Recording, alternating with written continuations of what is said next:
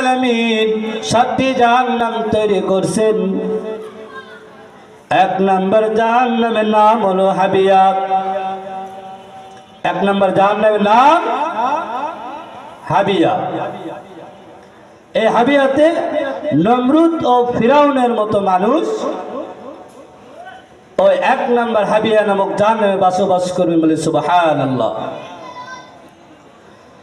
আমাদের সমাজে নমরুদ ও ফিরাউনের মতো মানুষ আছে না নাই? আছে। তাদেরকে কিভাবে চিনবেন? যারাই নমরুদ ও ফিরাউনের মতো এবং তাদের সঙ্গে এই এক নাম্বার হাবিয়া নামক জাহান্নামে বসবাস করবেন, কিভাবে চিনবেন? শোনা দরকার আছে না নাই? একটু মনোযোগ লাগান। সমাজের ভিতরে দেখবেন নমরুদ ও ফিরাউনের মতো কোন ধরনের মানুষ দেখবেন। সারা জীবন নমরুদ ফিরাউন সবসময় ইসলামের বিরোধিতা করেছেন। নমরুদ ফিরাউন কখনো চান নাই সমাজে রাষ্ট্রতে কখনো ইসলাম কায়েম হোক।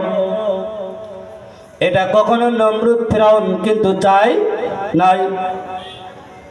সমাজের ভিতরে দেখবেন যারা ইসলামের বিরুদ্ধে কথা বলবেন, যারা কোরআনের বিরুদ্ধে কথা বলেন, যারা চাই না সমাজে ইসলাম কায়েম হোক, রাষ্ট্র ইসলাম কায়েম হোক, এরাই নমরুদ, এরাই ফিরাউন এবং এদের সঙ্গেই তাদের জাহান্নাম খেতে হবে। বলেন সুবহানাল্লাহ। কথা ঠিক কিনা?